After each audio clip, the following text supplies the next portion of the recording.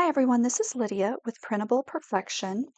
Today I want to talk about how to get started making printables either for personal use or to sell online. Okay, first of all, what is a printable?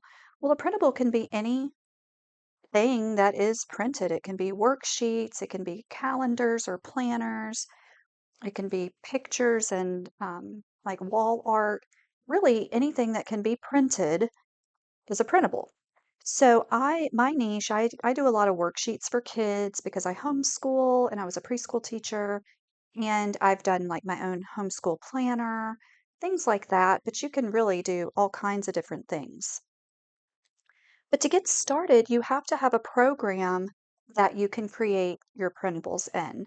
So what I'm going to do today is show you three different programs that you can use to actually create your printables. And I'm going to show you just a little bit about each one. I may go in and do a more in-depth tutorial on each of these three different options, but for today, we're just going to do a brief overview. The first one I want to talk about is Microsoft PowerPoint. Now, I know some people that use PowerPoint. I don't usually because I also have Microsoft Publisher. And I was looking into the differences between that. I've always wondered why would somebody use PowerPoint and not Publisher? But what I've learned, I have like the professional office suite on my computer, so I have Publisher. But if you get the like the student account or the home account of Microsoft's Office, you don't get Publisher, but everybody gets PowerPoint. So I thought, okay, let me show you some PowerPoint. So when you open PowerPoint, this is what you see. We're going to do a blank presentation. And so this is where it takes you. Now, to do a printable, this is not going to work because a piece of paper is 8.5 by 11. So what you would do would be go to Design up here at the top, go to Slide Size, and then I'm going to go down to Custom, and I'm going to right here under Orientation choose Portrait. And what I'm just noticing now is that this is 7.5 by 10. On-screen show. Let's go down here and do letter paper. Okay, 8.5 by 11. And we'll maximize. I don't have anything on there, so it doesn't really matter. So now what I've done by going to slide size, custom, now I have my my paper formatted to look like what would print if I were to print it. Now maybe you prefer landscape and that's okay, just leave it as landscape. But I do most of mine as a portrait orientation. So now I have this ready. I can use this if I want, or I can delete any of these elements that are already on here, highlighted. I'm going to hit the delete button on my computer. Okay, I can't get that to go, but I can move it. If I take it over here, I can get it off of my slide. Okay, so now I have a blank paper. Um, I'm sure there's a way to delete these. There, once I highlight it now that it's off my paper, I hit delete. Okay, make sure that you've got the outside highlighted and your cursor's not inside. When you do that, then you can delete it. So now I'm starting from scratch. Okay, so I can go up here, I can insert pictures, graphics that I've downloaded onto my computer. I can draw. This is a pretty neat thing. Maybe you're an artist and you want to draw your own picture. Woohoo, you can draw, you can, under design, you can choose a template. Now, if you're going to use any kind of template, I would be careful because when you're doing things for commercial use, you have to make sure that you have the license for that. So I'm honestly not sure that any of these would be acceptable. You may just want to start completely from scratch, but there's animations and transitions. If you're just doing them as printables, you probably wouldn't need any of those. But this does give you a canvas. Okay, I've got to turn off my drawing, go back to my cursor. But that does give you a canvas then to start inserting, it can be text box, and so I can, type in the title of my printable.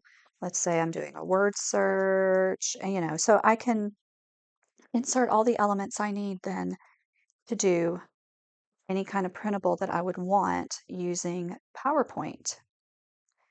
So that's one option. The other that, like I said, I use Publisher mostly. This is what I do like 99% of my printables in. So I'm going to go to a blank document. It's very similar to PowerPoint, except it's already set up as an 8.5 by 11 work surface here. So I can just, go up here. I can insert my pictures. I can change the orientation if I want here, make it landscape if I choose. I can insert a text box if, to type in the title of my thing, which I'm pretty sure I misspelled. If I were doing something about words, I can do a table. If I'm doing a word search or a crossword, I use the table feature. So there's all kinds of different things you can do here with Publisher. One neat thing I like about Publisher, and I noticed it with PowerPoint as well, all of this, it's like a desk, right? So anything I'm not sure I want, I can put it over there. And only what's touching my paper will actually print. So many times I've had like this completely full of different clip arts and different text boxes, and then I can move them and arrange them on my paper the way that I want. So I find this to be very useful. I like Publisher a lot. It's a good place to create your printables. But Publisher in PowerPoint costs money. You can either purchase the suite and install it on your computer as a one-time purchase, or you can do a subscription to, it's called Microsoft 365, I think.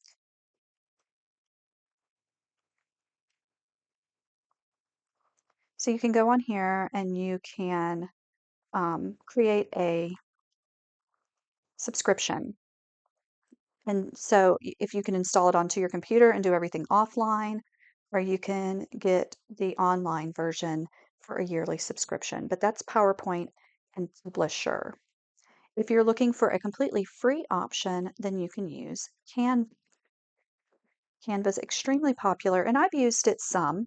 I do like certain aspects about Canva. Maybe I'll do a comparison video, but to do a printable, we would go to custom size and you would type in 8.5 by 11, and we want to change that to inches.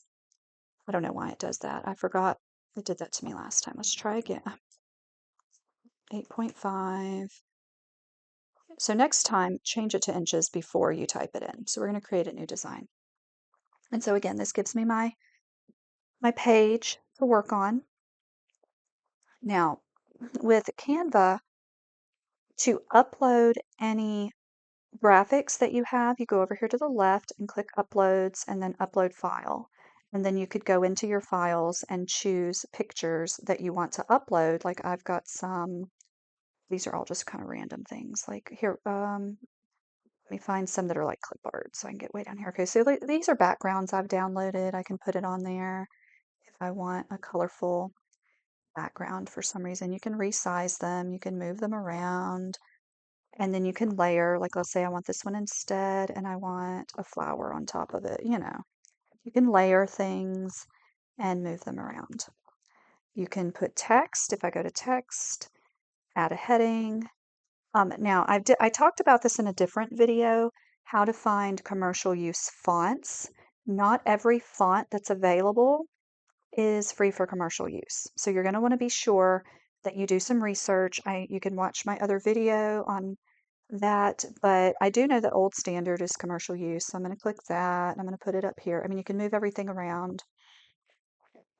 You can add other pages if you want it to be a multiple page document. So Canva, there's a lot of different things that you can do. Um, if you're looking for a completely free option, Canva would probably be the way to go. So there you go. Those are 3 ways to get started using your computer to do printables. And I hope that you liked this video and found it helpful. If you did, would you please click like and please subscribe to my channel so that you can check out my other videos on how to make your printables perfection. Thank you so much. I'll see you soon.